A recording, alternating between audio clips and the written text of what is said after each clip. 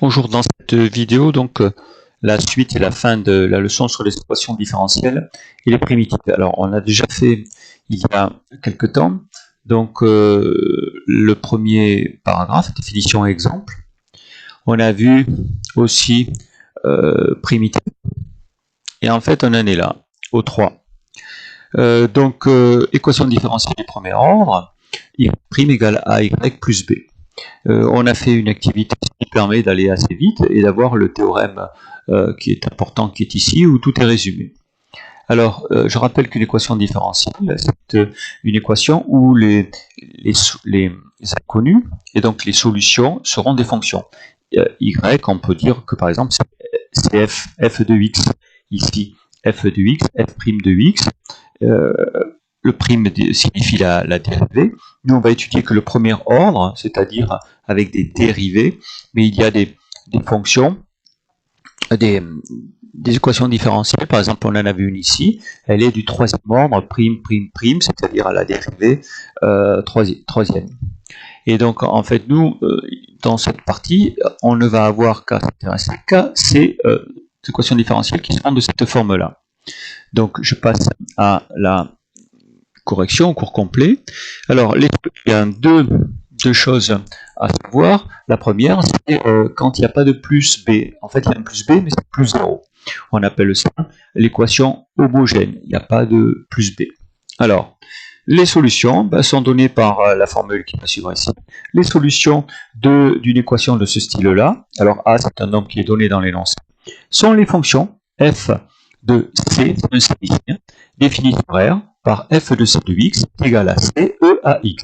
C, c'est n'importe quel nombre réel. Alors, vous avez un exemple ici, au petit a.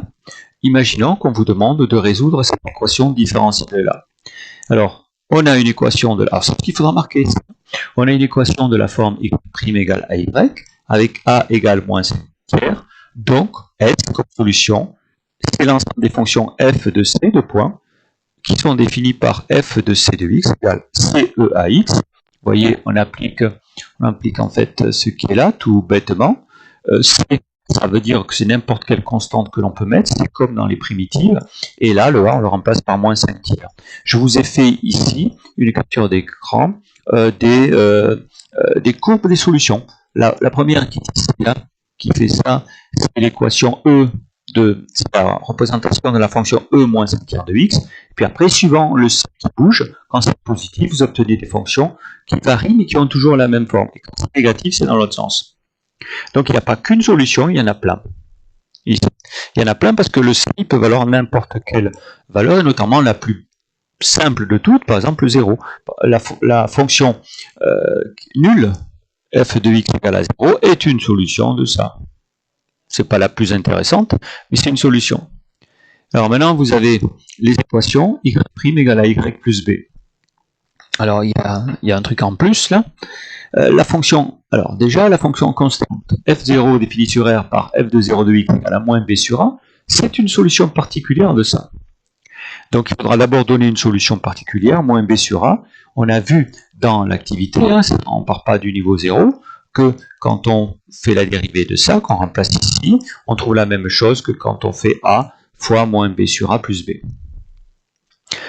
Alors, f est solution de y' égale à y plus b, c'est seulement si f moins f0 est solution de y' égale à y. Donc ça aussi, ça a été montré. Donc en fait, qu'est-ce qu'on va faire? Les solutions de ça sont les solutions fc définies sur R par les solutions qu'on a trouvées ici, auxquelles on ajoute moins b sur a. En fait, ça, ce sont toutes les fonctions ici qui vont bien, et le c bouge toujours. Qu'est-ce qu'il faut retenir de ça? On va voir un exemple. Alors, exemple ça. On commence à écrire, on a une équation de la forme y' égale à y plus b, avec a égale 3, b égale 4. L'ensemble des solutions, c'est les fonctions f de c de x égale c e à x moins b sur a, on remplace et c'est tout. Donc, il y a une infinité de fonctions, mais elles sont toutes de la forme comme ça. Ici. Alors, par contre, là, j'écris n'importe quoi, là, hein, dans un souci dans les vites. Vous voyez peut-être ce que j'ai oublié. J'ai oublié le E, là. En fait, c'est CE3X. Ouais, j'ai oublié, hein, en allant vite. Alors, voilà, c'est tout ce qu'il faut savoir. Alors maintenant, il peut y avoir des feintes. Exemple, ça. Ça, c'est pas tout à fait de la forme qu'il faut, c'est pas tout à fait de la forme comme ça, parce que là, vous voyez, le prime, il est tout seul. Et là, eh ben, il y a 4. Alors, qu'est-ce qu'on fait? On divise par 4. Ici. Donc, ici, d'abord, lui, il n'est pas du bon côté. Il faut qu'il soit de l'autre. On le fait passer de l'autre. Et puis après, on divise par 4 à la fois le 5 et le moins 5. Et ça donne une équation qui, cette fois, est de la bonne forme. Avec A égale 1,2 et B égale moins 1,75. Donc après, on applique tout bêtement notre formule. On remplace. Alors ça s'arrange avec une calculatrice. Hein. Hop, on ne laisse pas comme ça. Et on finit où C appartient à R. Et là, on a résolu les équations différentielles en donnant toutes les solutions. Voilà, il faut savoir juste ça. Et ça. Alors vous voyez déjà que si vous savez celle-là, ben, en prenant B égale à 0, vous retombez sur elle. Donc en fait, il n'y a qu'une formule à retenir, celle qui est ici, et ça nous permet de faire tous les exercices pour résoudre les équations différentielles qui sont de cette forme-là. Si elles ne sont pas de cette forme-là, on ne vous le demandera pas, ou alors, c'est qu'elles peuvent se mettre sous cette forme-là.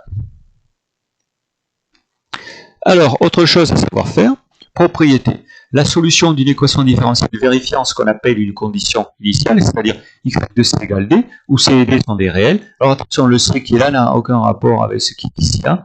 On va voir un exemple. Ici, c'est unique. C'est-à-dire que là, il y en a plein de solutions. Mais si on décide par exemple que f de x, f de 3 doit égaler 7, il n'y en aura qu'une qui marche. Vous voyez, parmi toutes les solutions ici, la seule pour laquelle f de 0 égale à 1, ici, vous voyez, ben, c'est celle qui est là. Sinon, par exemple, pour les autres, ben, ce ne sera pas pareil. Il n'y en a qu'une qui est à vérifier si on rajoute une condition qu'on appelle une condition initiale. Pourquoi initiale? Parce que souvent, ça résout les problèmes de physique. Avec, par exemple, à t égale à 0, au temps égal à 0, on sait que, par exemple, il fait 20 degrés. Et donc, on sait que pour 0, l'image, c'est 20. Voilà, c'est un exemple. Alors, qu'est-ce qu'il faut faire? Trouver la solution particulière, f, de l'équation différentielle, comme ça, telle que f de 0 égale 2. Alors, premier travail, on le laisse, et on va s'occuper que de ça. Alors ça, déjà, c'est pas bien comme il faut, parce que lui, il doit être de l'autre côté, on le pousse. Cette fois, on a bien une équation de la forme y égale à x plus b. Le a, il vaut moins 2, le b, il vaut 3. On écrit toutes les solutions. Alors, ça, on l'arrange avec une calculatrice, 1,5, où c appartient à R. Si vous ne voyez pas bien, parce que j'ai fait assez vite hein, quand j'ai copié, d'ailleurs des fois j'ai fait, vous voyez ici, j'ai fait trop vite, bah, essayez, si vous ne voyez pas bien que c'est plus 1,5, essayez de le deviner en essayant de faire vraiment ça. Il ne faut pas copier comme je veux dire, un abruti, mais il faut essayer de comprendre quand même pourquoi, comment on fait pour trouver les étapes. Et si vous ne comprenez pas, ben, je dis, il faudra me demander. Pas me dire j'ai rien compris, hein. Me dire à ce moment-là j'ai pas compris pourquoi vous êtes passé de là à là, et là on pourra expliquer. Alors maintenant que j'ai mes solutions, j'applique ma condition f0 égale 2. C'est-à-dire ça doit égaler 2 si je remplace x par 0. Ça c'est le x, et le résultat doit égaler 2. C'est ce que j'écris ici. Alors, e de 0, ça fait 1. Le 1,5, je le fais passer de l'autre côté. 5 fois 1, ça fait c, je trouve 0,5. La conclusion, c'est quoi? C'est que parmi toutes les fonctions qui sont là, la seule que je veux, c'est celle où je vais remplacer c par 0,5. Et j'obtiens ça. Et ça, c'est ma fonction particulière qui me permettra, par exemple, on va voir un exercice, de continuer et de pouvoir calculer, par exemple, en remplaçant x par 7, d'avoir la valeur. Alors, un exemple concret, il y a exemple ici, un exemple concret, B. Un exemple plutôt, comme je vous ai dit, un peu plus de physique. Un fil conducteur parcouru par un courant électrique s'échauffe par effet Joule. Alors même si vous n'êtes pas bon en physique, c'est pas grave, hein, puisque on va tout dire. On modélise la température en degrés Celsius en fonction du temps T en secondes par une fonction comme ça. Alors ça, souvent en physique, ils mettent dθ sur dt, en fait ça veut dire la dérivée θ prime en fonction de t. Ils indiquent la variable. Ça, c'est la même chose que θ prime, y prime. Eux, ils ont mis le θ t. Nous, on va dans ce premier temps, parce que en fait, quand on a une équation différentielle qui s'écrit comme ça, en fait, il faudrait écrire y' de x égale à y de x. Mais le x ou le t ou la variable, on l'enlève pour que ce soit plus simple. Alors, à l'instant t 0, ça était 3 degrés, ça veut dire qu'on va chercher une fonction f de 0 égale 3. Ça ne va pas être f, elle va s'appeler θ. Souvent, les physiciens, θ pour la température. Déterminer la fonction θ. Alors, on va s'arrêter déjà à cette question-là. Si ça ne me plaît pas, le θ, le dθ, ça je le remplace par θ', et si le θ ne me plaît pas, je remplace par y'. Plus 0,1 y égale 2. Le 0,1 y, je le pousse de l'autre côté, et cette fois, c'est de la forme qu'il faut. Je mets les a et le b, je mets ma solution générale, toutes les solutions, avec le c qui appartient à R. Vous voyez, ça, je l'ai calculé, et ça, bien entendu, je le laisse. Alors, au lieu de mettre x, comme dans mes exemples précédents, je mets la variable t puisqu'il s'agit de temps. Vous voyez, au lieu d'avoir une réponse avec des x, j'ai une réponse avec des t. Bon, si vous mettez x ici, c'est pas très grave, mais par contre, là, il faudra revenir à t puisqu'on vous demande, en fait, la fonction θ est une fonction de t. Alors maintenant, qu'est-ce que je fais? θ de 0, ça vaut 3. Alors, je remplace. Je fais toujours pareil, le 20 qui passe de l'autre côté, je résous une petite équation. Alors là, vous voyez, on prend toujours 0. Souvent, on prend 0 parce que e de 0, c'est fait 1, et puis ça marche bien. Le truc qu'on ne voit pas bien, c'est là. Égale moins 17. Donc, je mets moins 17, e de moins 0,1, plus 20. Alors, bien sûr, quand je fais ça, je vous le fais en accéléré. Vous pouvez arrêter, essayer de comprendre ligne par ligne. Le but, c'est pas de copier vite, le but, c'est d'essayer de comprendre. Alors, vous pouvez pauser, arrêter, et essayer de comprendre, essayer de faire vous-même en même temps les choses. Alors, on a fait la fonction θ, c'est ça. Elle est clairement définie, puisque si je prends un t quelconque, je pourrais calculer son image. D'ailleurs, c'est ce qu'on me demande. La température au bout de 10 secondes. Alors, je remplace t par 10, je calcule, je mets la valeur exacte, on est habitué à ça, et après, ça fait à peu près 14 degrés Celsius. Alors, on arrondira au degré près, c'est pour ça que j'ai mis 14 ici. Calculer la limite de t, la limite à t quand t tend vers plus l'infini. Nous, on a appris à faire des limites. Alors, quand t tend vers plus l'infini, ça tend vers moins l'infini, puisqu'il y a moins devant. On a appris qu'une exponentielle avec moins l'infini, ça tend vers 0. Après, quand on ajoute 20, on a 0 plus 20, ça tend vers 20. Interpréter ce résultat. Au bout d'un certain temps, la température va se stabiliser à 20 degrés. Voilà. Elle va s'échauffer jusqu'à ce que ça s'approche de 20, mais ça ne montera pas plus que de 20 degrés. Voilà comment on peut utiliser les équations différentielles pour en fait résoudre des problèmes. Alors, le problème de mettre l'équation différentielle, c'est le problème, par exemple, du physicien. C'est pas le problème du mathématicien. Le physicien, lui, grâce à ses expériences, par exemple, il sait que la fonction θ doit vérifier ça. Après, c'est lui qui voit. Alors, là, bon, je déconseille si vous avez bien compris, sauf pour ceux qui veulent aller plus loin, parce que ça va vous embrouiller. Alors, j'explique rapidement quand même, pour ceux qui voudraient y comprendre, parce qu'il y a quelqu'un qui m'avait fait une réflexion, une fois, il m'avait dit, on n'explique pas parce que c'est compliqué. Bon, j'avais dit que ce n'était pas pour embrouiller, c'est pas que je refusais la complexité de la question. Donc, pour ceux que ça intéresse, pour ceux qui veulent aller plus loin, vous pouvez regarder ça. Pour les autres, ce qu'il faut savoir, ça s'arrête à la fin du paragraphe 3. Alors, il s'agit de faire quoi avec ce paragraphe 4? Il s'agit de trouver une solution approchée d'une équation différentielle. On appelle ça la méthode d'Euler. Alors, on va pas trouver la formule, mais on va trouver la courbe de la fonction qui serait une solution, qui serait la solution puisqu'on va avoir une condition initiale.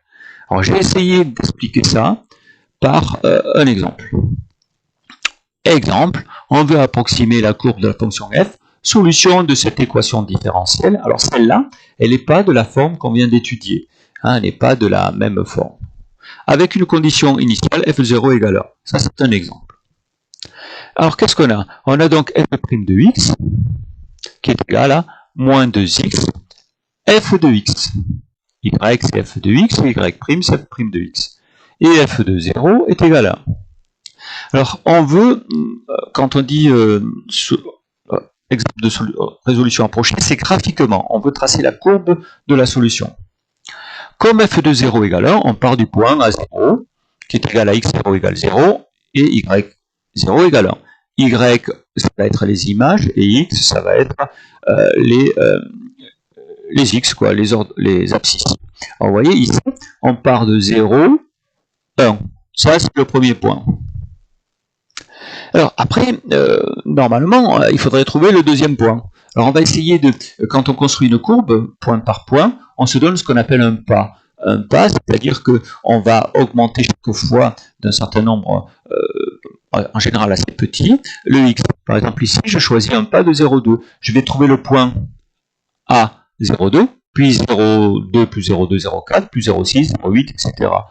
Alors, plus le pas est petit, plus la courbe sera en fait précise. Plus on met de points, plus on peut arriver à tracer, à relier mieux les points. Alors, par contre, j'ai un souci, c'est que les points, je ne les connais pas. Je connais x de n, mais je ne connais pas le y, l'image, parce que si je connaissais l'image, je connaîtrais la formule. Sauf que la formule, je ne l'ai pas, la formule de la solution. Je ne connais pas. Alors, pour passer du point A, n, au point suivant, on va utiliser la seule chose qu'on connaît, c'est ça. Imaginons qu'on sait tracer, par exemple, qu'on ait ce point-là. Comment faire pour tracer le suivant? Ah ben, on va utiliser ça, ici. Alors, f' de xn est égal à moins 2xn f de xn. Et alors, f', qu'est-ce que c'est f'? La définition du taux d'accroissement, c'est f de xn plus h moins f de xn sur h. Comme ça que vous avez défini en première. En fait, la limite, la dérivée, c'est la limite de ça, quand elle existe, qui donne la dérivée. C'est pour ça que j'ai mis environ, c'est pas tout à fait égal. Quand h est petit, à la limite, ça arrive à valoir ça. Je vous avais dit que c'était pas simple. Donc ici, on a moins 2 xn f de xn. Alors, le f de xn, je remplace par yn. J'ai dit que le f de xn, j'allais remplacer cette notation par y. Donc ici, ça c'est yn plus 1 moins yn sur h. Là, je fais passer le h de l'autre côté, je me débrouille après, et j'obtiens yn plus 1.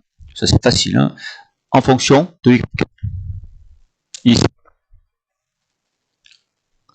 Alors maintenant, on va essayer de voir, parce qu'on a deux suites en fait, une suite yn et xn. Alors, la suite x, elle est facile, on part de 0, et chaque fois on ajoute h. C'est une suite arithmétique de raison h. Donc en fait, xn, c'est formule des suites arithmétiques, c'est u0 plus n fois la raison, donc c'est nh. En fait, c'est facile, on fait une fois h, deux fois h, trois fois h, quatre fois h, etc. h, c'est 0,2. Alors, ce qui est un peu plus dur, c'est la suite yn. y0 égale 1, puisqu'on part de 1, et après yn plus 1, ben, c'est ça. Donc, en fait, vous voyez bien que c'est une suite qui pourrait être géométrique, à peu près, géométrique.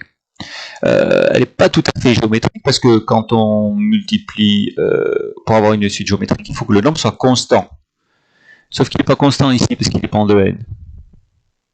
Et ça, c'est pas une suite géométrique. Mais c'est pas grave, on a une formule qui permet de passer du yn à y plus 1. Alors là, il y a un petit tour de passe-passe, vous voyez le yn qui est là. Je vais remplacer par nh. Ça fait nh au carré. Et j'ai mes formules. Alors je peux faire avec un tableur, en rentrant la bonne formule, je fais glisser. Là vous avez xn, yn, et là vous avez la vraie valeur de f de xn. Vous voyez ça, il y a une petite différence. La vraie courbe, elle est en bleu, et la courbe que j'obtiens, elle est en rouge. Ces traits qui sont rouges là, signifie qu'en fait, pour passer d'un point à un autre, en fait, on utilise la transition, on trace la tangente et on obtient le point. Là, on trace la tangente et on obtient le point. Parce qu'en fait, quand on fait passer le h de l'autre côté, et ça ici, en fait, on a une équation de tangente. Le y suivant, on l'obtient avec la tangente, en fait. Donc là, géométriquement, on pourrait imaginer qu'on trace la tangente et on obtient les nouveaux points en noir. Et, pour finir, là, je vous ai mis un programme en Python qui en fait nous permet de trouver la courbe. Là j'ai mis en fait la solution de l'équation, je la connais moi, la solution de cette équation là, c'est f de x égale e de moins x carré. Essayez de dériver ça, vous allez voir, vous allez trouver vous allez trouver ce qu'il faut. Et en fait, la courbe de ça, moi je sais, hein, on peut la tester par exemple avec une calculatrice, ça ressemble à ça. Donc on arrive bien avec ma méthode, enfin ma méthode, un peu présomptueux, c'est pas ma méthode, c'est la méthode d'Euler, la méthode d'Euler ici. C'est la méthode d'Euler que moi j'ai adaptée à cette fonction-là. Voilà, ça c'est mon travail. Euler, lui, il a tout fait, tout ce qu'il fallait avant. Donc ici, hop, moi je sais que ça donne bien à peu près la forme qu'il faut. Alors j'explique juste comment ça marche. Alors, bon, je vais appeler x comme exponentielle, h, n. H, c'est le pas, et n, c'est le nombre de points que je vais choisir. Alors, au départ, y, je mets x, je mets 0, y, je mets 1, puisque je pars du point 0, 1. For in range 1, n plus 1, en fait, quand je fais 1, n plus 1, ça va en faire n fois, parce que ça s'arrête à n. X, c'est une liste. X append, ça veut dire que je vais ajouter à la liste de nombres ce nombre-là. I fois H. C'est-à-dire que je vais avoir 0. Là, je vais avoir donc 1 fois 0,2. Donc, je vais avoir dans ma liste 0,0,2. Et au fur et à mesure, je vais... Alors là, sabotage. Alors, au fur et à mesure, je vais avoir donc en fait dans ma liste x 0, 0,2, 0,4, 0,6, etc. Je vais faire pareil pour y. Là, j'ai mis la formule que j'ai trouvée. 1 moins 2. Alors, ici, NH2. Et pour calculer le suivant, il me faut le N-1, celui d'avant. C'est pour ça qu'ici aussi, y-1, j'ai besoin du y d'avant. Et ça va me rajouter les nouveaux ordonnées que je calcule. PLT plot, alors PLT c'est parce que en fait c'est le raccourci qui me permet ici d'utiliser la bibliothèque matplotlib plot là, non enfin matplotlib, j'arriverai à le dire, et là-dedans il y a des fonctions qui permettent de tracer des courbes. Plot, en fait, ça permet de tracer la courbe qui va passer par tous ces points-là. Alors grand X, c'est toute une série de nombres, et grand Y, c'est toute une série de nombres. Et ça trace les points, x0, y0, x1, y1, x2, y2, etc. Et moi, je demande, vous voyez, alors, je vais aussi dire montrer. Si vous ne marquez pas ça, ça va vous faire, mais ça ne vous montrera pas. Montrer le dessin, ça veut dire. Alors, je fais pour 0,210, donc 10 points, en fait. Je l'exécute, et on va voir. Youpi, ça marche. Voilà. Vous voyez, ça part de 0, 1, et en fait, c'est quelque chose qui va s'écraser, ici, en asymptote en 0. Bon, voilà, je ne vais pas plus loin dans l'explication. Bon, pour ceux qui veulent, par contre, pour moi, dans les exercices, ça s'arrête ici. Là.